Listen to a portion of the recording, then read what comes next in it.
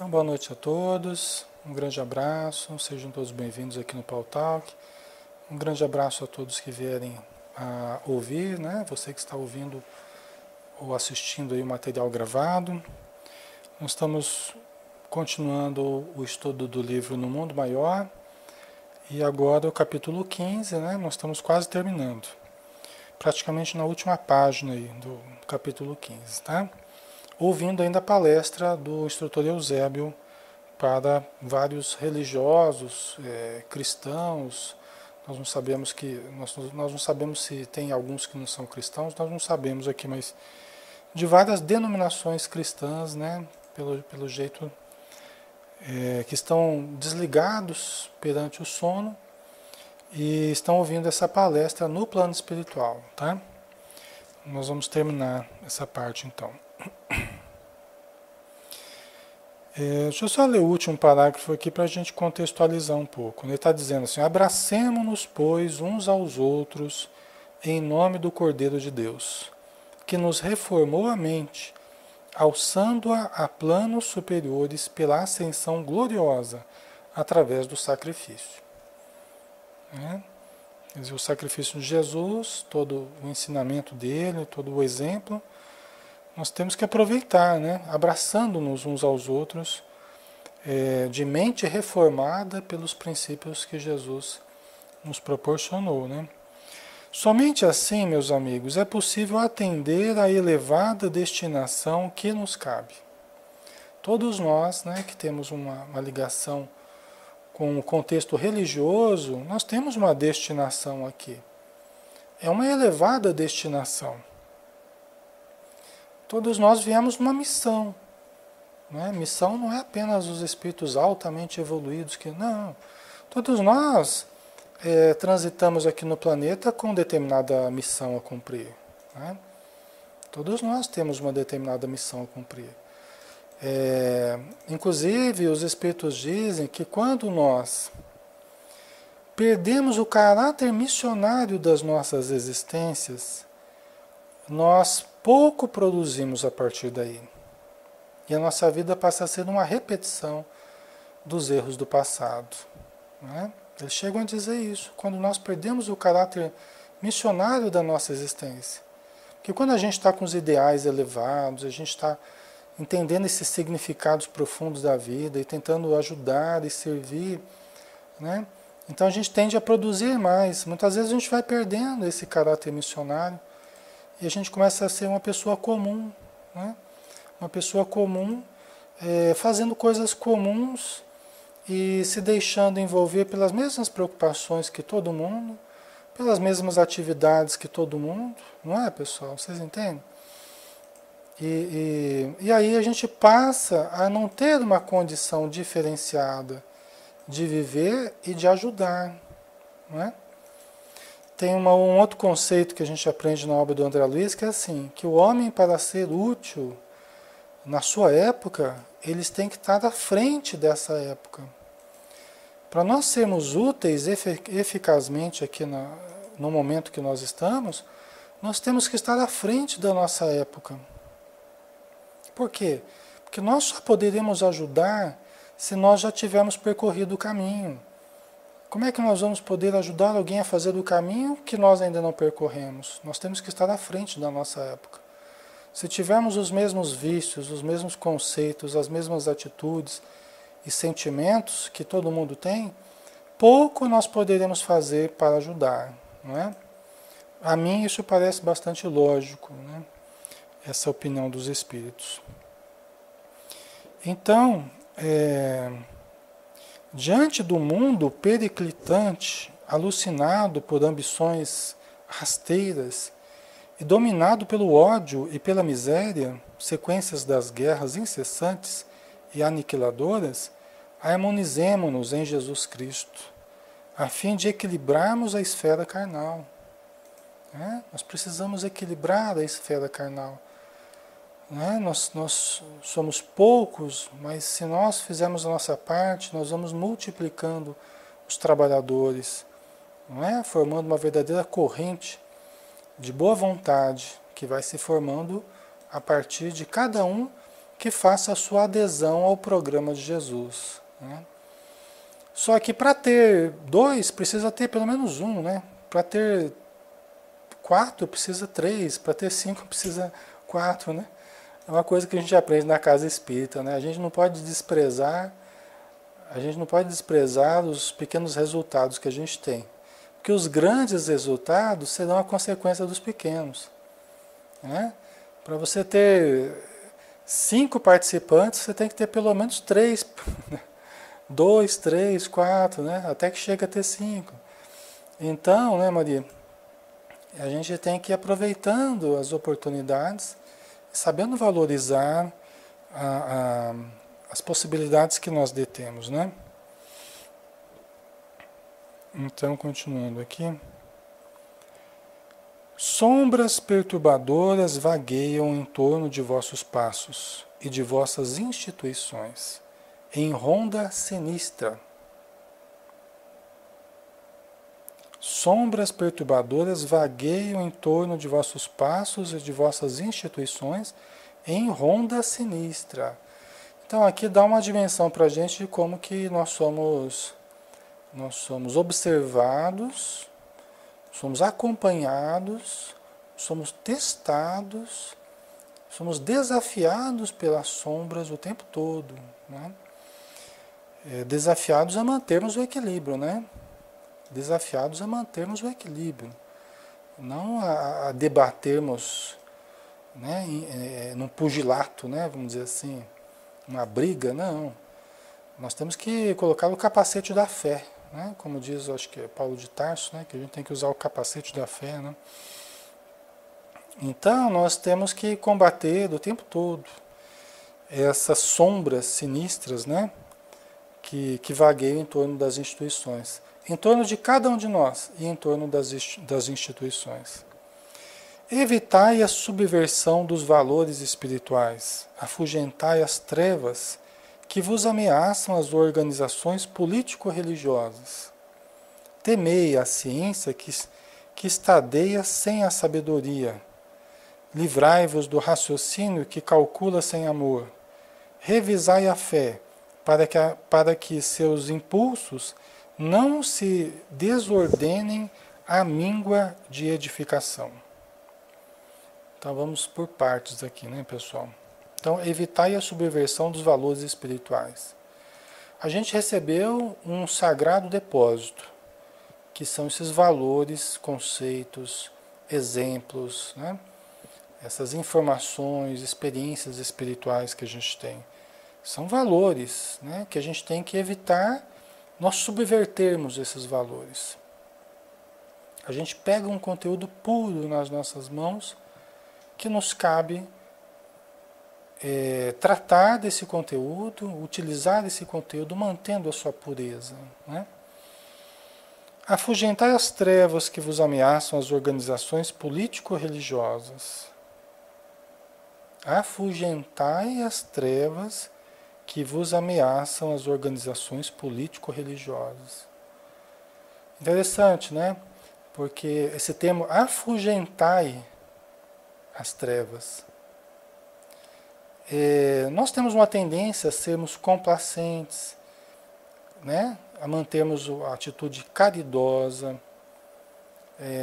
Inclusive as reuniões mediúnicas, o trato com os espíritos é um trato amoroso, é um trato respeitoso, é um trato caridoso, né? Atencioso com os necessitados. É uma psicoterapia espiritual. Mas aqui o espírito Eusébio, ele está dando talvez um outro ângulo dos trabalhos espirituais. Tem aqueles com os quais nós vamos conversar pessoalmente nas reuniões mediúnicas, nós vamos, né, eles serão auxiliados, tal. Tem outros que não aceitarão auxílio e só estão próximos a nós para realmente tentar nos desestruturar e destruir as obras que tentamos edificar. Eles não têm outro propósito senão esse, né? Então, para esses, eu creio especificamente que o Eusébio está falando: afugentai as trevas que vos ameaçam as organizações político-religiosas. Quer dizer, coloque para fora, não crie sintonia com as trevas. Né? Não faça concessões às trevas. Né? Esteja atento, né, Wilson? Exatamente.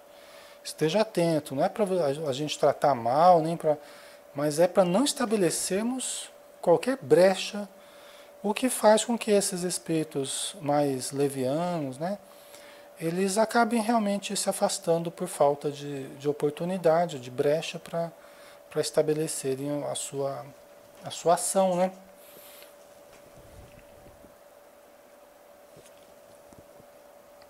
Mas ele continua dizendo aqui, né? Temei, uma coisa que também normalmente eles não falam, para a gente temer das coisas, né? Nem temer a Deus, nem... Né? Deoclésio, no trabalho de hoje ocorreu um caso desse, Alê. Né? Então, é isso aí. Frequentemente a gente se depara com essas situações, né? Outra coisa que normalmente eles não falam, para a gente temer nada, né? Mas aqui está dizendo, ó, temei a ciência que estadeie sem a sabedoria. Olha, toma cuidado com a ciência que fica aí dominando, que fica mandando, que fica, né, controlando o saber, né? Mas sem a sabedoria, que seria o saber acompanhado de amor, né? É a sabedoria, o saber junto com o amor, né? Então, temer a ciência que estadeie sem a sabedoria. Livrai-vos do raciocínio que calcula sem amor. Revisai a fé para que seus impulsos não se desordenem à míngua de edificação. Né? Então, é importante... Oi, amor, um beijo. Então, é importante isso aqui porque nós percebemos, né, que para o nosso amadurecimento, para o nosso crescimento real, nós precisamos unir pensamento e sentimento. Nós precisamos unir, né, a inteligência e o amor. Nós precisamos unir essas duas realidades aí, né? Essas duas possibilidades. Porque senão, é que nem aquela frase que fala, né, que o amor sem o conhecimento é cego. E o conhecimento sem o amor é frio, né? A crosta da Terra é atualmente um campo de batalha mais áspera, mais dolorosa. Despertai a consciência adormecida e afeiçoai-vos à lei divina, olvidando o cativeiro multissecular da ilusão. O quanto temos estado mergulhados na ilusão, nas ilusões. Né? Só com o tempo nós vamos despertando, com estudo, né, com os erros que a gente comete, com as vivências, a gente começa a perceber, porque a gente começa a sair da ilusão, né? Enquanto a gente está mergulhado na ilusão, muitas vezes a gente não percebe. Por quê? Porque estamos mergulhados na ilusão, né? Então até o nosso senso crítico, muitas vezes, ele fica meio abalado, né? A gente perde a condição, às vezes, de analisar criticamente certas situações, né? Mas ele diz aqui, despertai a consciência adormecida e afeiçoai-vos à lei divina, olvidando, esquecendo o cativeiro multissecular da ilusão. Né? A salvação é contínuo trabalho de renovação e de aprimoramento. Né? A salvação que tem sido objeto das religiões, as várias religiões, cada qual querendo ser a possuidora da salvação, né? No Evangelho segundo o Espiritismo, tem uma parte que fala, fora da igreja não há salvação. Allan Kardec questiona, né? Porque ele diz que não é verdade isso. Dentro do Espiritismo, nós não acreditamos que fora da igreja não há salvação. Há salvação, sim, fora da igreja, do templo, do centro espírita. Lógico que há salvação, né? Aí tem um outro termo, um outro item lá. Fora da verdade não há salvação. Aí Allan Kardec questiona também, dizendo que também não é verdade. Não é verdade que fora da verdade não há salvação. Há salvação sim, né? É, principalmente se nós observarmos que você tem níveis diferentes de entendimento da verdade, né? Você tem níveis culturais diferentes, né? Você tem condições diferentes intelectuais das pessoas, e nem por isso as pessoas estariam privadas da possibilidade de irem para um lugar melhor na vida espiritual, né? De receberem o reino de Deus nos seus corações, né? O reino dos céus dentro do seu coração. E isso justamente porque é fora da caridade que não há salvação. Até Allan Kardec ressalta essa, né, Deoclésio, essa condição fundamental. Então não é mais a pessoa que sabe mais, a pessoa que sabe menos. O saber é importante, mas saber por saber não adianta, né? É preciso estar o saber iluminado pelo sentimento. Né? No umbral está cheio de espíritos muito intelectualizados, só que são inteligências pervertidas no mal, ainda caídas. Eles vão melhorar, eles vão sair dessa situação, mas ainda são inteligências caídas. Tá? Então, agora, a pessoa que pratica a caridade, não importa a condição intelectual dela, não importa a religião dela, não importa a condição social, cor, sexo, não importa, né? Idade, a pessoa que pratica a caridade, o máximo possível ao seu alcance, né? Essa é uma pessoa que vai estar numa boa condição. Né? Não precisa nem ter religião, né, Tânia? Jesus não fundou uma religião, né? Jesus fundou a atitude amorosa. Né? Jesus ele iniciou os movimentos humanitários na Terra, né? Baseados no amor. Né? Então, é isso aí, né, pessoal?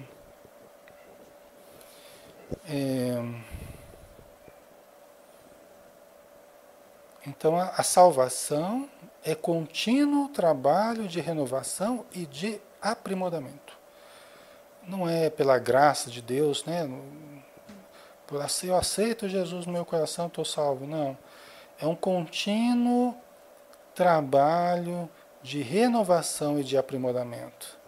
Aceitar Jesus é um primeiro passo, mas eu tenho que aproveitar essa aceitação e transformar em atitudes amorosas, né? Tem aquela historinha, é isso mesmo, Diana, o Gregório, né, do Libertação, muito bonita essa história. Tem aquela historinha do Humberto de Campos, né, que eu gosto de contar aqui, que o religioso chegou no plano espiritual, ele queria adentrar os reinos superiores, né? Aí chegou, tinha um espírito lá na entrada, para variar, né? Sempre tem um espírito lá na entrada, controlando acesso, né? Nessas historinhas aí sempre tem um espírito lá. E aí ele começou a conversar com esse religioso que estava chegando da Terra, né? E começou a questioná-lo a respeito do que ele tinha feito, tal, se ele como é que era a relação dele com a religião, com Jesus, com os ensinamentos, tal. Aí ele falava tudo, ele falava assim: eu trago Jesus no meu coração, né? Tudo que o Espírito perguntava para ele, ele fala assim: eu trago Jesus no meu coração. Tudo era Jesus no meu coração, Jesus no meu coração. Né? As respostas dele eram invariavelmente essa, né? Eu trago Jesus no meu coração, tal. Aí o Espírito amigo falou assim: meu irmão, você vai ter que voltar lá para a Terra. Mas como assim, né? Eu trago Jesus no meu coração. Meu irmão, eu sei que você traz Jesus no seu coração, mas é que agora você vai ter que reencarnar para passar Jesus para suas mãos, né? Porque não adianta estar só no coração, você tem que transformar em obras de caridade, em auxílio ao próximo. Você tem que passar Jesus para as suas mãos. Não adianta ficar só no coração, né? Eu acho interessante essa historinha, né? Porque é bem verdade, né? A fé sem obras, né?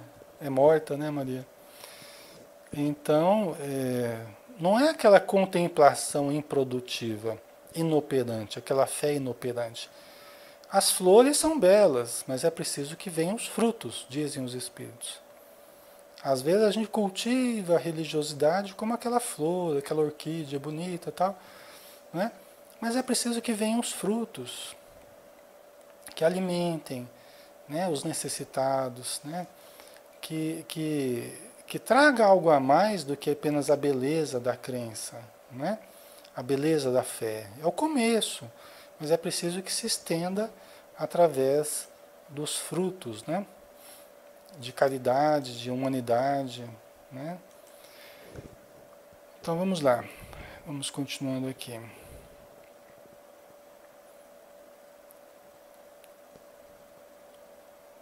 Ao mundo atormentado, proclamemos a nossa fé em Jesus Cristo, para sempre. Eusébio, ao terminar, estava aureolado de prodigiosas emissões de luz.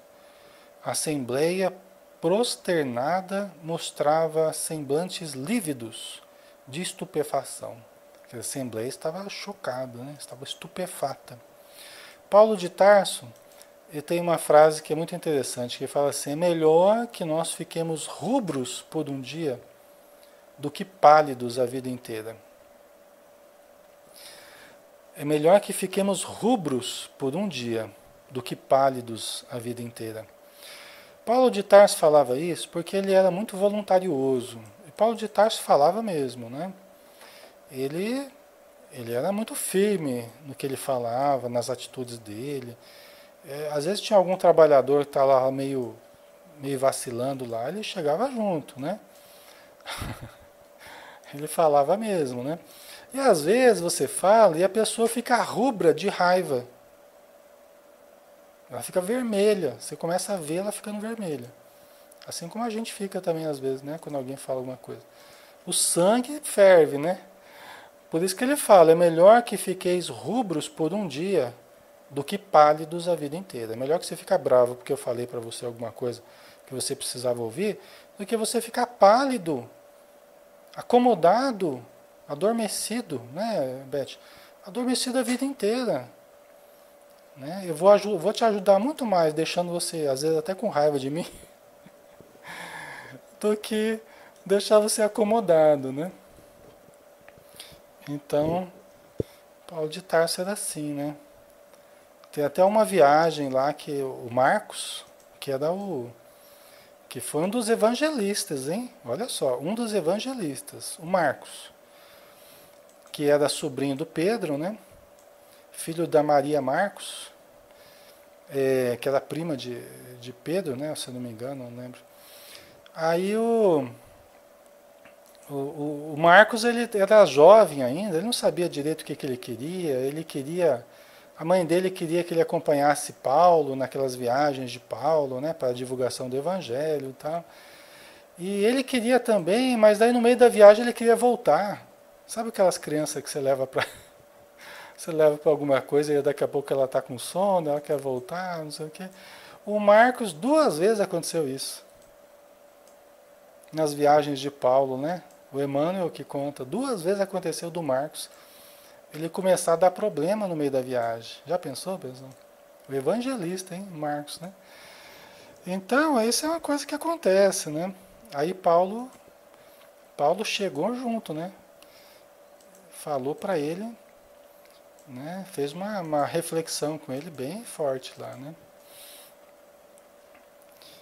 Então, vamos continuar aqui, né? Cansou da brincadeira, né, Diana? Mas depois também deu o seu exemplo, amadureceu, né? Tudo indica, até onde eu sei, tudo indica que o Evangelho de Marcos teria sido, na verdade, informações coletadas de Pedro, né? Porque ele conviveu um bom tempo com Pedro, em Roma, né? Quando eles foram levar o cristianismo para Roma, então ele conviveu com Pedro, né, um bom tempo. Então o Evangelho de Marcos, pelo que tudo indica, seria uma coletânea de informações de Pedro, tá? Muito importante, né? Então, continuando. Enorme grupo de colaboradores de nosso plano elevou a voz em harmonias, entoando o comovente cântico de glorificação ao Supremo Senhor. As melodiosas notas do hino perdiam-se ao longe, no arvoredo distante, nas asas de suave brisa. Terminados os serviços da reunião, reparei que os amigos encarnados, sob o amparo de colegas das nossas atividades socorristas, não se afastaram animados e otimistas. Olha só, o André Luiz reparou que, terminada a reunião, muitos dos encarnados, que estavam durante a noite, né, no sono, estavam desligados do corpo assistindo essa palestra no plano espiritual. Ele reparou que muitos não se afastaram animados e otimistas. Muitos, hein? Porque muitos deles, compreendendo talvez com mais clareza, fora do veículo denso da experiência física, os erros da crença transviada, se retiravam cabisbaixos, soluçando. Está vendo, pessoal? Né? Então, muitos deles, ao contato com a verdade espiritual, porque aqui na Terra, nós temos uma questão histórica, né, das religiões, nós temos a predominância de determinadas religiões, né, nós temos um domínio de um certo grupo de pessoas, o pensamento, né, dominante, influenciando todas as áreas, tal. Mas no contato com a espiritualidade é o contato com a realidade, não com as ilusões da matéria, não com o poder temporal, não com o dogmatismo, mas com a realidade do espírito. Então, muitos que percebiam a importância do momento e como que a sua crença estava desalinhada, vamos dizer assim, né, desviada, como diz o André Luiz, né, a crença desviada, se retiravam cabisbaixos, soluçando. Né? Isso é muito interessante, né? Mas né, pessoal? E com o tempo também vão mudando, né, as crenças, né? Vão adotando um discurso mais ameno, mais conciliador, né, mais aberto, né? Porque vão percebendo que a verdadeira realidade é a realidade espiritual, né? Não são as nossas ilusões do status, do poder, da riqueza, da dominação político-religiosa aqui na Terra, né?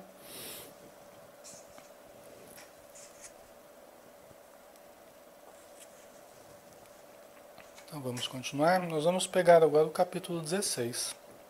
Tá? Nós temos ainda uma meia hora, né? Então, capítulo 16, alienados mentais. Tá? Alienados mentais. Antes de visitarmos as cavernas de sofrimento, Calderado instou-me a fazer com ele rápida visita a grande instituto consagrado ao recolhimento de alienados mentais, na esfera da crosta. Tá? Então eles vão visitar as cavernas, né? Os abismos, as regiões de grande sofrimento na vida espiritual. Mas antes disso, eles foram visitar uma instituição de recolhimento, de tratamento, né, de alienados mentais. Compreenderás, então, mais exatamente, explicou generoso, dirigindo-se a mim com a delicadeza que lhe é peculiar, a tragédia dos homens desencarnados em pleno desequilíbrio das sensações. Então, olha só, dizendo para o André Luiz, você vai compreender a tragédia que é a tragédia dos homens desencarnados em pleno desequilíbrio das sensações. Tá? A tragédia que é. Vamos ver como é que é essa tragédia aqui, né?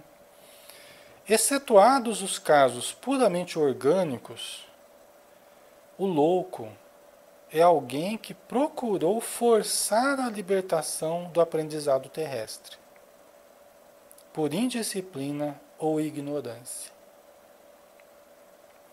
Então vamos lá, né? tirando, excetuados os casos puramente orgânicos. Como assim os casos puramente orgânicos? Ora, você tem a loucura, né, a dita loucura, no caso da sífilis. Você pode ter a loucura, é uma das poucas causas materiais da loucura, né? Pela degenerescência do, da matéria cerebral, né? Dificultando os processos mentais, os raciocínios e tal, a pessoa vai se desequilibrando, vai se alienando, né?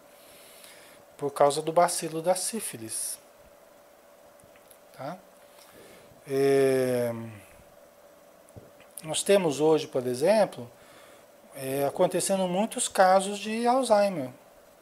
Alzheimer também vai levando, é uma doença degenerativa que também vai levando à alienação. Então a pessoa também vai entrando no comportamento alienado, louco, a gente pode dizer, né? Porque começa a ser difícil de controlar a pessoa, ela quer bater nos outros, ela quer sair pelado, ela quer, volta a ser criança, assim, no comportamento difícil de controlar, porque já é grande, é forte e está agindo como criança, né, pessoal? Então é também uma causa, hoje pode ser dito como uma causa orgânica. A Joana de Ângeles diz que as doenças degenerativas, por exemplo, como Alzheimer e outras aí, né, elas são evitáveis, dando a entender que são doenças que podem surgir, talvez não em todos os casos, né? Acho que depende também da função da doença, mas podem surgir em função da própria degenerescência, da degenerescência aí, dos hábitos, dos pensamentos, né, das atitudes, dos sentimentos. Quer dizer, você vai colocando uma carga tão prejudicial que começa a degenerar o sistema nervoso, tá? Pela própria alteração de funcionamento do sistema nervoso, ok? Então, dando a entender que é possível nós evitarmos muitas dessas doenças degenerativas, tá? Não degenerando os nossos comportamentos, né? Nossas atitudes, tá? Ok? Então, excetuando os casos puramente orgânicos, o louco é alguém que procurou forçar a libertação do aprendizado terrestre. Olha só, pessoal, olha o detalhe. Olha o detalhe. É alguém que procurou forçar a libertação do aprendizado terrestre. O que quer dizer isso? Tentou fugir do aprendizado terrestre, tentou se libertar do aprendizado terrestre, tentou negar o corpo, negar a matéria, negar a vida, negar o relacionamento com as pessoas. Gente, isso aqui é o que mais existe no planeta. Todos nós, via de regra, temos dificuldades em aceitar a atual encarnação. Uns mais, outros menos. Mas todos nós temos os nossos problemas. E isso aparece de várias formas na nossa vida. Essa negação da vida material. Não assumir, né, Wilson, os nossos deveres, as nossas necessidades. E saná-las com o tempo, né? Então a gente acaba forçando a libertação. Seja por não assumirmos responsabilidades, não convivermos, né? A gente acaba se isolando no nosso mutismo, né? Centrados em nós mesmos, né? No nosso narcisismo, a gente acaba ficando centrados em nós mesmos, né? Ou até mesmo através de atitudes autodestrutivas, né? Visivelmente autodestrutivas, álcool, drogas, né? As drogas, por exemplo, podem causar loucura também, alienação, pelos estados psicóticos que causam, né? As viagens que depois a pessoa não volta, e quando volta da viagem, volta com certos reflexos ainda, né? Certos desajustes do sistema nervoso. Então isso tudo é causa de loucura também, né? A Maria, é verdade, todos nós temos as nossas dificuldades, né? Tanta coisa a superar, né? Então, interessante isso aqui, né? Então, excetuando os casos puramente orgânicos, o louco é alguém que procurou forçar a libertação do aprendizado terrestre por indisciplina ou ignorância. Mas temos que lembrar que ignorância mantida também pela acomodação, né? Porque uma coisa é você ser ignorante, mas colocado num ambiente totalmente inóspito, afastado de tudo, das oportunidades de aprendizado e tal, tal, tal, né? Outra coisa é nós nos negarmos ao aprendizado. Você tem escola, você tem oportunidades, você tem isso, tem aquilo, tem uma boa família, você tem, não é? Uma sociedade aí, um bom grupo social ao redor, você tem tudo para internet, você tem livros, né? E se nega ao aprendizado. Preguiça, acomodação, má vontade, né? Quer dizer, aí é uma ignorância mantida por nós, né? Aí não tem desculpa, né, pessoal? Aí entra a vontade, né, Maria? Exatamente, né? Só não aprende que não quer, né? Só não sai da ignorância que não quiser. Temos neste domínio um gênero de suicídio habilmente dissimulado. Olha só. Temos neste domínio um gênero de suicídio habilmente dissimulado. A autoeliminação da harmonia mental pela inconformação da alma nos quadros de luta que a existência humana apresenta. Pessoal, o que ele está dizendo aqui? É muito importante essa parte aqui. Está dizendo que a loucura é uma escolha nossa. A gente tem tratado a loucura, a alienação, né? Como se eu tivesse pego uma gripe. Eu peguei uma loucura, eu peguei um problema, né? Como se fosse uma coisa de fora para dentro, né? Na verdade, é uma escolha nossa, pessoal. Cada vez que nós, diante da realidade que a vida está nos mostrando, a gente prefere ficar com a nossa verdade, entre aspas, que não é tão verdadeira assim, a gente se nega a ver a vida como ela é. E a gente prefere se alienar na nossa atitude caprichosa, nós estamos dando mais um passinho para a nossa alienação. E de alienação em alienação, nós acabamos efetivamente alienados. Vocês percebem como que os processos de loucura, eles são gradativos, né? E são escolhas feitas por nós. Cada dia nós estamos fazendo uma porção de escolhas. E todas essas escolhas são importantíssimas. Todas elas são vitais, né? Todas elas vão ou nos levar para mais saúde, ou todas elas, ou algumas delas nos levarão para a doença. Tá? Não há um meio termo. Ou os nossos sentimentos cultivados, pensamentos, atitudes, hábitos estão nos levando para mais saúde, mais lucidez, mais equilíbrio, mais amor, mais fé, ou elas estão nos levando para mais doença, mais desequilíbrio, mais alienação, mais depressão, mais tristeza. Entendeu? Não tem meio termo aí, pessoal. Né? Por isso que nós temos que aquilatar a natureza do que nós cultivamos dentro de nós. Nós temos que aquilatar, medir, né? Discernir o tipo de material que nós temos cultivado dentro de nós. Tá?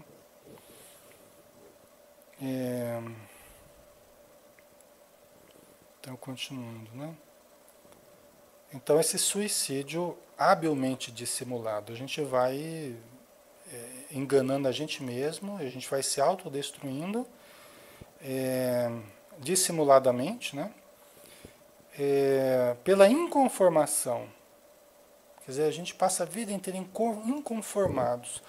André Luiz diz, um espírito amigo diz assim para André Luiz: André, olha, invariavelmente na Terra, quando a criatura não renasce com a beleza, com a fortuna e com o poder, ela se sente a criatura mais infeliz do planeta.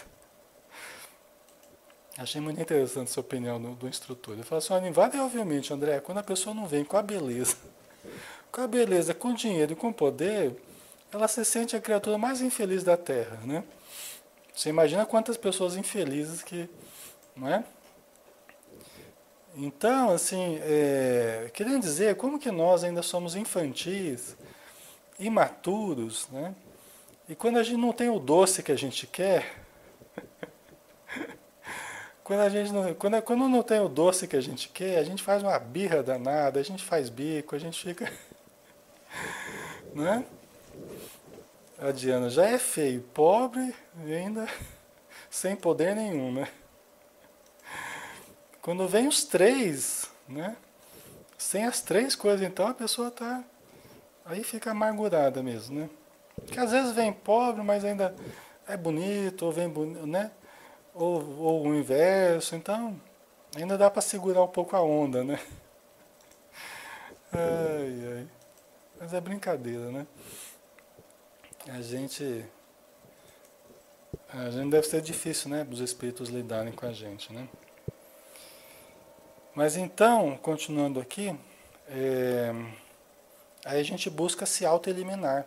Porque a hora que começa a cair a ficha, que a gente olha pra gente mesmo, olha pro espelho, olha pro bolso, a gente quer eliminar a gente mesmo. Fala, se o futuro é isso, eu tô fora, né? Nem mais um minuto, né? Se o futuro é isso, eu tô fora. E aí começa a elaborar processos inconscientes de autoaniquilamento. De autoaniquilamento, tá? Por isso que é interessante a gente perceber isso, até a gente parar e pensar, será que eu não estou me auto-aniquilando? Será que eu não tenho, de alguma forma, né? De alguma forma, às vezes é aquele problema lá no pé que você mantém, podia buscar tratamento e mantém, às vezes é um problema na garganta, no, sei lá, na mão, e a gente vai mantendo, às vezes, certos problemas, por que que a gente vai mantendo, né? Às vezes é uma espécie de autoaniquilamento, né? Você não investe a energia de cura para efetivamente melhorar aquele problema, né? Então a gente vai percebendo, né, Beth, esses esquemas inconscientes nossos aí, né? Então a gente vai percebendo esses movimentos de autoaniquilamento, né? Às vezes quando está comendo demais, mas você fica em casa e fica lá da geladeira para a sala, da sala para a geladeira, da geladeira para a sala, da sala para a geladeira, né? Acorda na calada da noite para saltar a geladeira, né? Então são esquemas de autoaniquilamento, né? É, então continuando aqui, né? Diante da dor, do obstáculo ou da morte, milhares de pessoas capitulam entregando-se sem resistência à perturbação destruidora que lhes abre, por fim, as portas do túmulo. Né? Quer dizer, diante da dor, da morte, né? Dos obstáculos, as pessoas se entregam sem resistência. Né? Essa autossabotagem, né, Rosana? As pessoas se entregam sem resistência. É só começar a ter dificuldades que já se entregam ao desespero, à aflição, né? Se entregam à perturbação. Por quê? Porque ela lhes abre, por fim, lhes abre as portas da morte, das portas do túmulo, desculpa. Lhes abre as portas do túmulo. Olha que interessante isso aqui, né? Que o Calderaro está falando. Até uma doença, de repente aparece uma doença, um câncer, né? E às vezes as pessoas recebem essa doença como aquilo que elas estavam procurando. Olha, eu já estava mesmo querendo me ausentar da vida. Agora, graças a Deus, surgiu essa doença aqui. É ela que vai me tirar dessa vida. Né, pessoal? Até o Divaldo fala. Né? O Divaldo fala a respeito disso. Né? Diante do câncer, por exemplo, nós temos que querer viver, lutar, viver, né? Manifestar a vontade, a energia, né? Até para que as nossas células recebam esse desejo, essa força, e nós mentalizarmos, né, as células de defesa combatendo as células cancerosas, tal, fazer toda aquela visualização, meditação, né, bioenergia, porque se a pessoa ela guarda o propósito inconsciente de se ausentar do corpo, de sair fora da vida, porque ela já não estava muito feliz com a vida mesmo, aí ela gruda na doença e ela efetivamente ela usa a doença para sair da existência física. É um suicídio inconsciente, né, pessoal? É o que o Espírito está dizendo aqui, né?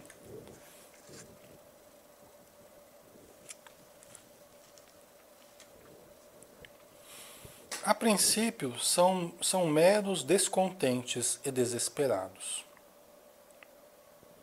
A princípio, são meros descontentes e desesperados. E começa por aí. A gente se entrega muito ao desespero, à aflição, ao descontentamento, às vezes reclama de tudo, das pessoas, das instituições, né? Ninguém compreende, ninguém ajuda, ninguém. São os descontentes que passam despercebidos mesmo àqueles que os acompanham de mais perto, né? Então até mesmo a família às vezes não percebe que aquela pessoa está sempre descontente, ou até percebe, é o jeitão da pessoa, né? É assim mesmo, não é assim? É o jeitão dele e tal. E o pessoal vai tratando como coisa normal, como tá tudo bem, é fase. A gente tem que ficar de olho, né? Os pais, marido, esposa, nós temos que ficar de olho, filhos, né? Porque começa por esse descontentamento aí, né? Essa aflição, esse desespero, né? Pouco a pouco, no entanto, transformam-se em doentes mentais de variadas gradações. Mal-humorado, né? Distimia, né? A pessoa começa a ficar distímica, né? Que é aquele mau humor constante, né? Então, pouco a pouco, no entanto, transformam-se em doentes mentais de variadas gradações, de cura quase impossível. De cura quase impossível. Palavras aqui do instrutor, do Calderaro. Num curso de saúde mental aqui. Né? O importante é a gente ouvir bem isso aqui, né? De cura quase impossível. Por quê? Porque, veja bem, é um processo crônico, vai se cronificando. Né? Nós vamos desequilibrando o aparelho, nós vamos prejudicando o aparelho psíquico. Chega uma hora, pessoal, que não volta mais. Os remédios ajudam a aliviar. Por isso que nós temos que usar a prevenção.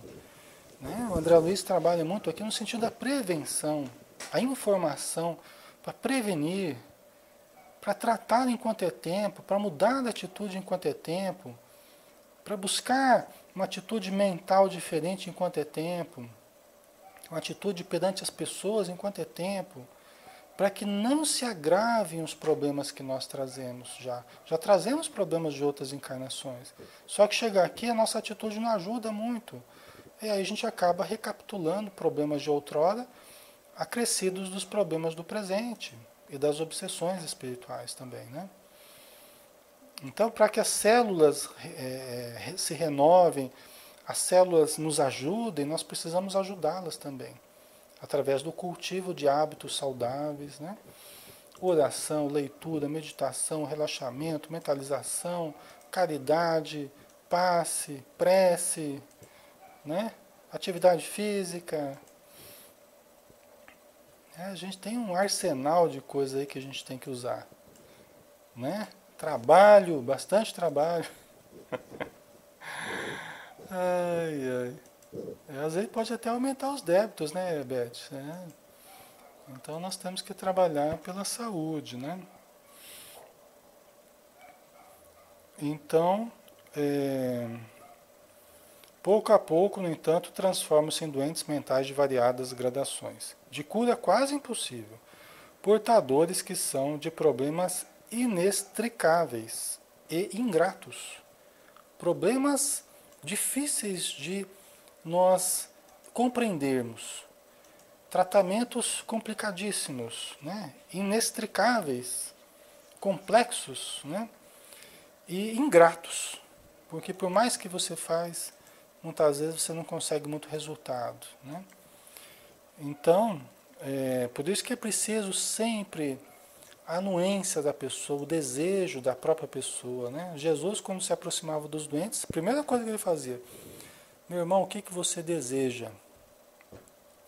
Então Jesus sabia que ele precisava contar com o desejo da pessoa, né? Porque sem o desejo, sem a adesão real da pessoa, sem ela estar cansada de sofrer, querer de fato melhorar, nem ele ia tirar a pessoa daquela situação.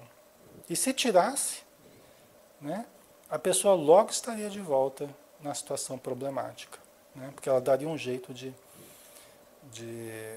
voltar da patologia que ela trazia, né? Por isso que ele falava: agora vai e não peques mais, para que não vos aconteça coisa pior, né? Então, quase na hora, né? Deixa eu mais um pedacinho aqui. Imperceptíveis frutos da desobediência começam por arruinar o patrimônio fisiológico que lhes foi confiado na crosta da terra e acabam empobrecidos e infortunados. Quer dizer, vai imperceptivelmente, como resultado da desobediência, da indisciplina mental, emocional, comportamental, né? De querer trair da lei, se ausentando da vida, se ausentando dos esforços que todo mundo tem. Nós não somos diferentes de ninguém. Então, os mesmos esforços que todo mundo tem, muitas vezes eu fico reclamando, mas está todo mundo trabalhando, está todo mundo submetido às mesmas leis. Eu não sou melhor e nem pior do que ninguém, nós somos iguais, né? Mas aí a gente vai, com essa desobediência, a gente começa a arruinar o patrimônio fisiológico. Por exemplo, a vontade de gozar a vida mais do que todo mundo.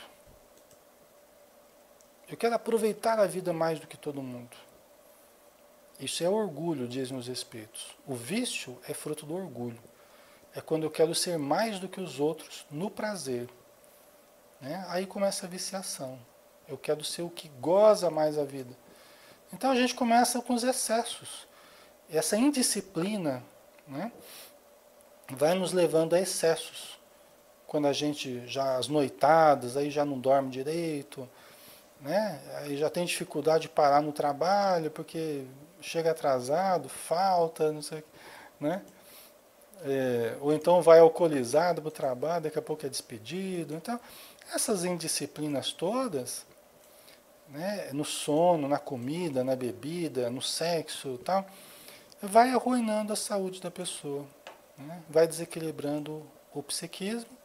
A hora que vê, a pessoa está caminhando a passos largos para patologias graves, né? Vamos só terminar esse parágrafozão aqui, né? Aflitos e semi-mortos são eles homens e mulheres que desde os círculos terrenos padecem encovados em princípios infernais por se haverem rebelado aos desígnios divinos, preterindo-os na escola benéfica da luta aperfeiçoadora pelos caprichos insensatos, né? Então a gente vai deixando a escola benéfica, às vezes do emprego que você tem, às vezes da família que tem, às vezes, né, da religião, dos companheiros de religião, do bairro. Você vai deixando o convívio, vai deixando. Aí eu não preciso disso, eu não preciso suportar isso, eu não preciso suportar aquilo. Quem é aquela pessoa para me tratar daquele jeito? Então a gente vai se julgando assim, maior do que todo mundo, né? E nunca com necessidade de passar por isso. E a gente vai colecionando dissabores, colecionando mágoas e brigas e se isolando, né? E quem se isola acaba se alienando. Porque, só para a gente terminar, né? O outro, ele me faz lembrar quem eu sou. O outro me faz lembrar quem eu sou. Toda vez que eu saio de casa e vou para o trabalho, o pessoal no trabalho me faz lembrar que eu sou um profissional. Quando eu saio de casa para ir para a religião, o pessoal da religião lá me faz lembrar que eu tenho uma fé, que eu estou investido também desse papel ligado à fé, né? Quando eu vou para o lazer com os amigos lá, eles me fazem lembrar que eu sou amigo, que eu exercito também o papel de amigo. Quando eu vou visitar minha família, meus pais, né, eles me lembram que eu sou filho ainda. Vocês percebem, pessoal?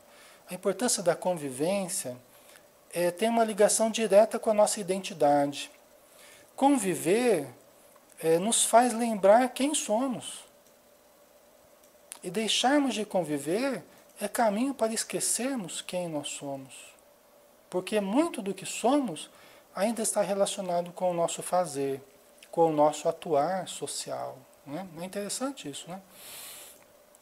É muito importante isso. Toda vez que você fala para o seu filho, filho, e ele fala, pai, um está afirmando o papel do outro.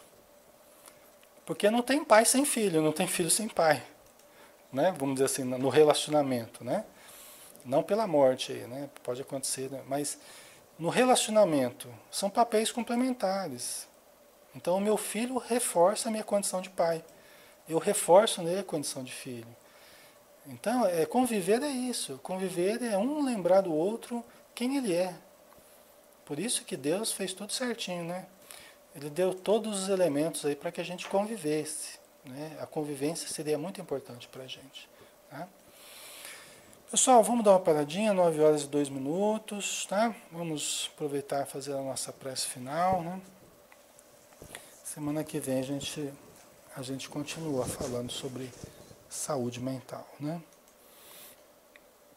Vamos então fechar os nossos olhos e transcendermos em pensamento, em sentimento, em vibração, lembrando que nós estamos juntos, não somente entre encarnados, através da audição, à distância, da internet, mas estamos juntos na frequência do amor com os espíritos que se irmanam a nós, alguns há muitos séculos. Podem ser nossos pais do passado, mães, irmãos, filhos, amigos. Outros são amigos do presente, da casa espírita, afeiçoados aos estudos espiritualizantes e que nos dão o prazer da sua companhia, o estímulo da sua energia, fazendo-nos evocar dentro de nós os melhores sentimentos, os melhores pensamentos, as melhores intuições quanto ao melhor caminho a escolher, a seguir. Muito obrigado, Senhor Jesus. Que eles estejam sempre conosco, para que nós também nos sintamos junto com eles na estrada longa que é a viagem material. Muito obrigado por tudo. Que a tua paz permaneça conosco. Que assim seja. Obrigado, pessoal. Obrigado pelo carinho. Deuclésio, Maria, Diana, Marieta, Regina, Elizabeth, Laurita, Farfalha, Ana Isabel, Andrea, Tânia, Rossana, Fernando. Um beijão, viu, pessoal? Obrigado por tudo aí. Sempre bom estarmos juntos estudando, tá? Fiquem com Deus. Até mais.